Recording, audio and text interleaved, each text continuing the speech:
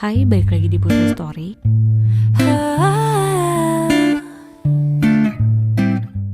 Pada tanggal 21 Juni 2013, Cherise Periwinkle yang saat itu berusia 8 tahun akan pergi ke California untuk bertemu dengan ayahnya dan menghabiskan musim panas. Cherise tinggal bersama dengan ibunya yang bernama Ren dan juga pacar ibunya serta 2 adik perempuannya di Florida, Amerika. Pada hari itu, Ren menyiapkan beberapa keperluan untuk keberangkatan Cherise ke California. Ia juga ingin membelikan beberapa baju baru. Pada pukul 19:30, Ren mengajak Cherise dan 2 adik perempuannya pergi ke dollar store yang tidak jauh dari rumah mereka, hanya membutuhkan waktu 20 menit. Karena memang Ren tidak memiliki mobil, mereka pun berjalan kaki sambil membawa kereta dorong nantinya untuk membawa belanjaan mereka. Ren hanya memiliki uang $100 yang niatnya akan dibelikan untuk membeli baju Cherise, peralatan rumah tangga, dan ongkos untuk ke bandara. Tapi pastinya uang itu tidak akan cukup untuk memenuhi semuanya. Ren ingin membelikan Cherise dress putih dengan hati di atasnya, tetapi saat tahu harganya cukup mahal, ia pun mengembalikan baju tersebut ke raknya. Tanpa Ren sadari bahwa ada laki-laki yang terus memperhatikannya dari luar toko. Bahkan laki-laki itu bertanya kepada kasir apakah Ren telah mengembalikan baju tersebut, dan kasir itu pun menjawab sudah. Pria itu kembali lagi keluar toko untuk menunggu Ren. Saat Ren keluar, laki-laki itu menyapa untuk memulai obrolan. Ia mengatakan kepada Ren bahwa sedang menunggu istrinya dan mereka memiliki voucher Walmart senilai $150.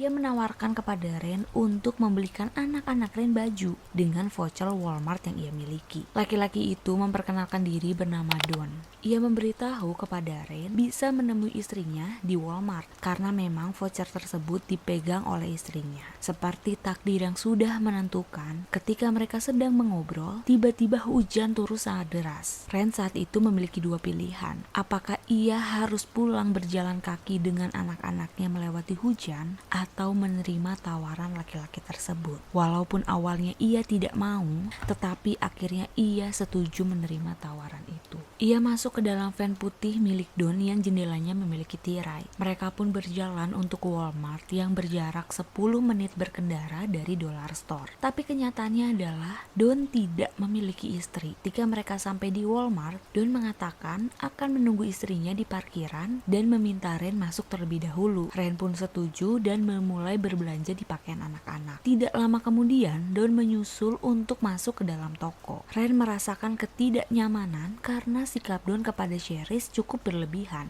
seperti memilihkan sepatu wanita dewasa untuk Cherise yang berusia 8 tahun dan mengantarkan Cherise ke ruang ganti lebih dari 2 kali sendirian. Saat itu ia tidak membeli pakaian sama sekali. Ia hanya membeli seikat tali yang dimasukkan ke keranjang milik Ren. Saat Walmart mengumumkan akan tutup, Don menawarkan mereka untuk makan burger. Don mengajak Cherise untuk membeli burger yang ada di dalam Walmart. Karena McD ada di dalam Walmart dan keadaan masih ramai, Ren pun mengizinkan Cherise untuk ikut. Namun setelah 20 menit berlalu, Ren mulai cemas karena Don atau istrinya belum juga datang dan belum membayar belanjaannya. Ren pun memutuskan untuk mencari mereka di dalam Walmart, di McD, bahkan sampai ke parkiran. Tidak ada tanda-tanda keberadaan Don atau Cherise. Saat itu ia mulai sadar anaknya telah diculik. Pada pukul 23.30, Ren menghubungi 911 untuk melaporkan hal ini.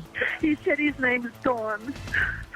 Saat ditanya oleh polisi, Ren tidak memiliki banyak informasi. Ia mengatakan tidak mengenal Don dan hanya memberitahu kepada polisi laki-laki tersebut sudah cukup tua dan berambut putih, mengendarai mobil van berwarna putih. Dengan informasi yang cukup minim, polisi sudah mengetahui siapa laki-laki tua yang dimaksud oleh Ren. Donald Smith atau Don yang berusia 61 tahun, ia merupakan seorang pelanggar seks yang terdaftar sejak tahun 70-an, yang baru saja bebas dari penjara 3 minggu sebelumnya. Polisi segera melakukan pencarian di sepanjang malam itu.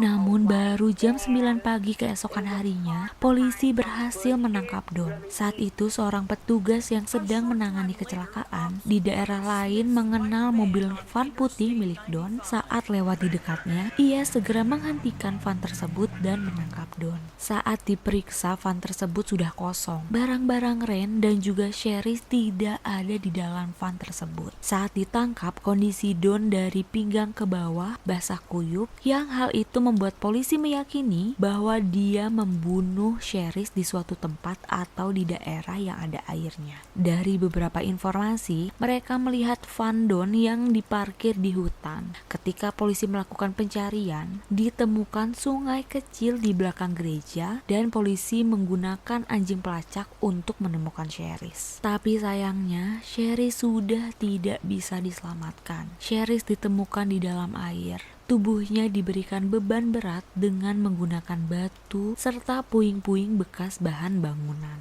Keadaannya sangat memprihatinkan. Ada banyak luka di seluruh tubuhnya serta bekas pelecehan di mana-mana yang menandakan penyerangan seorang monster berkedok manusia. Gadis cantik itu dicekik dengan kuat sehingga bola matanya berdarah. Dari luka di tubuhnya, Sherry memperlihatkan telah melakukan perlawanan untuk tetap hidup. Menurut jaksa, ini adalah kasus paling mengerikan kepada seorang anak yang selama ini pernah ia tangani. Donald pun didakwa atas penculikan, pelecehan, dan juga pembunuhan tingkat pertama. Dalam kasus ini, bukti cukup banyak, seperti CCTV di Walmart yang memperlihatkan Donald meninggalkan Walmart dengan Sherry.